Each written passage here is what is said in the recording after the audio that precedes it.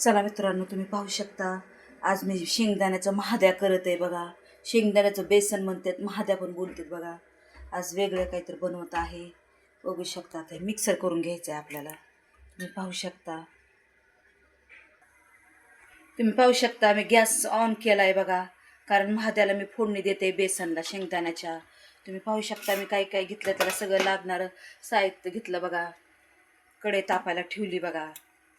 आता फोडणी देते, कारण मला शूटिंग करायची, कारण स्टँड नाही आहे माझ्याकडं, म्हणून स्वतः धरावं लागते. तेल पण टाकले बघा, तुम्ही पाहू शकता 3 पळ्या तेल टाकले बघा मी, कारण मला धरायला कोणी नाही म्हणून मी तसं करत आहे बरं का. समजून घ्या. मला तुम्हाला दाखवले कसं करायचं कसं नाही. साधी सिंपल रेसिपी बघा ही. लसूण टाकायचा थोडासा त्याच्यात. शेंगदाणे कच्चीत घेतलेत बरं का, त्याला भाजते पण मी भाजून नाही घेतलं, असे पण सुंदर लागतं. स्लो गॅस करते, तुम्ही पाहू शकता. आणि आपल्याला चांगलं तेलात परतायचंय बघा. जिरी मोहरी अशी फुटली पाहिजे बरं का चांगली. जिरी मोहरीचा तडका द्यायचा आहे पण त्यावेळेस खूप सुंदर लागतं ते.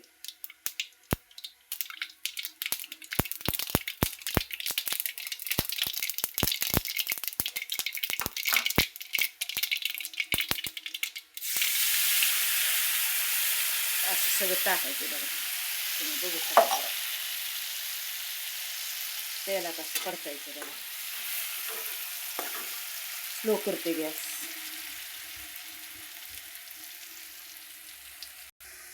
हे बघा, तुम्ही पाहू शकता कसं भाजतंय बघा. हे बघा, बघू शकता. बघा तेलात चांगलं परतायचं पण तुम्ही बघू शकता. खूप खूप सोपी रेसिपी बरं का. ह्याच्यात काय जास्त मटेरियल लागत नाही. ह्यात लसूण, हिरवी मिरची, कोथिंबीर सगळं दाखवलं बघा. शेंगदाणे सगळं मी असं त्याच्यात घेतलंय बघा. तुम्ही पाहू शकता.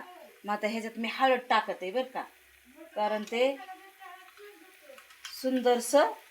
बघा हळद पण टाकली, अर्धा चमचा मी हळद टाकली बघा. तुम्ही बघू शकता, कारण आधीच हा हिरवं दिसते आपल्याला ते, कारण कोथिंबीर ते घातली आपण. तुम्ही पाहू शकता कसं दिसतंय ते. आता आपण त्यात पाणी टाकू. तुम्हाला त्याला दाखवलंय मी कसं परतायचंय कसं काय नाही. तुम्ही बघू शकता.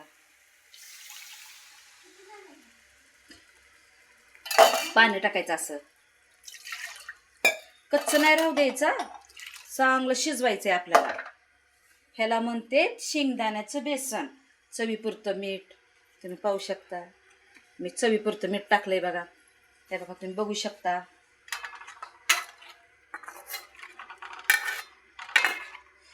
एकटं करायचं म्हणलं होत नाही हो. तुम्ही बघू शकता किती सुंदर झाले. तुम्ही ह्याच्यावर तांदळाची भाकर पण करू शकता. तांदळाची भाकर, ज्वारीची भाकर, तर जिरा राईस करायचा. जिरा राईसवर खूप सुंदर लागतं शेंगदाण्याचं बेसन बरं का. हे शेंगदाण्याचं बेसन आहे. आता हे शिजू द्या. असं प्लेट जास्त थोडंसं झाकून ठेवायचं. स्लो करायचा गॅस जरा. स्लो याच्यावर शिजलं ना खूप सुंदर लागतं बघा.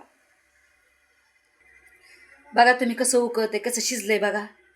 ह्याला राजगिऱ्याची भाकर असते का, ती पातळ थापायची बघा, त्याच्यावर सुद्धा छान लागतं बरं का. हे जिरा राईस, ज्वारीची भाकर तुम्ही चपातीवर सुद्धा खाऊ शकता. खूप सुंदर लागतं बघा. तुम्हाला आमची रेसिपी आवडली असेल तर तुम्हाला मी प्लेटमध्ये काढून दाखवते बघा. कसं झालंय शेंगदाण्याचं बेसन. तुम्हाला आमची ही रेसिपी आवडली असेल तुम्ही आमच्या चॅनलला शेअर करा, लाईक करा. थँक्यू. धन्यवाद. आमेन.